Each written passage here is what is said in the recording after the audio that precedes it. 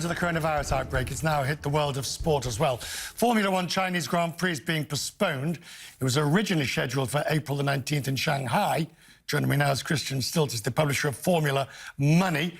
They say it's postponed. Good to have you, sir. They say it's postponed. Do they really mean cancelled? Because shoehorning it back into the schedule in what is an exceptionally complex schedule to begin with won't be easy. No, I think it would be extremely difficult, and the way it looks to me is that really any attempts to get it back on the calendar would be last resort, last-ditch efforts. I can't see it happening. I suppose you could put it at the end, couldn't you? But then the last one is, or by contract, is usually the last one.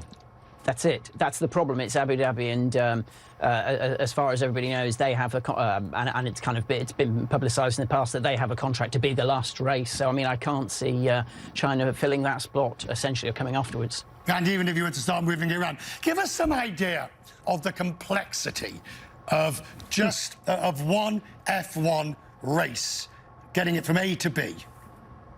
Oh wow! I mean, in Europe, I mean, you have 300 trucks. That's going to a European race. Obviously, China is long haul, but you're talking about 6 or 7 747s, really. Hundreds and hundreds of tons of freight.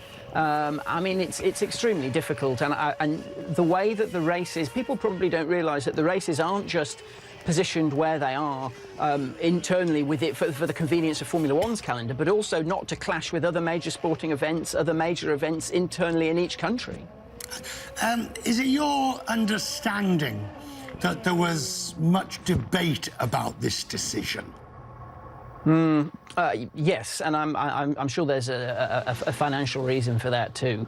I mean, Formula One's contracts make it clear that in cases of an epidemic, they could lose revenue. So, I mean, the last thing they're really going to want is for this race to be ultimately for the brakes to be put on it. Right, but I guess what I'm saying here is, Formula One has quite a lot of power against certain cities in this, and they wield it judiciously, some would say, arrogantly, others would claim. However, here you're dealing with China, and Formula One needs China arguably more than China needs Formula One.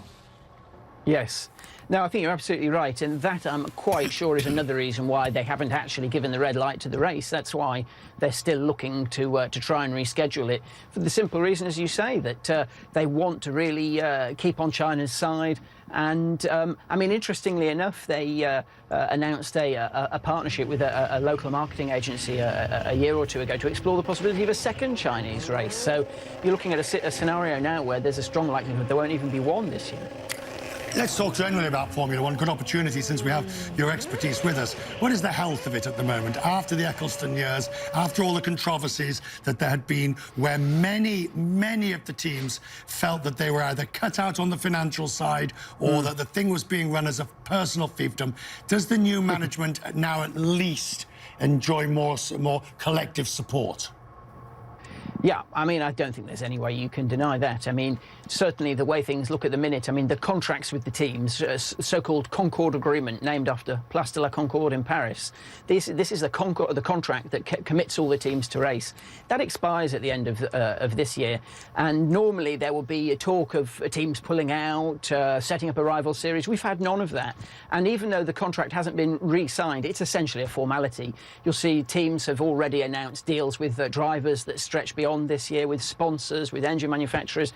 Sure, I mean, there's definitely more collective support.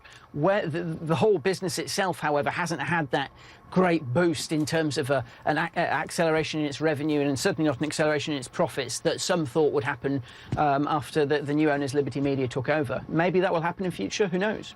Very good to have you with us, sir. I much appreciate it. Always a pleasure. Thank you.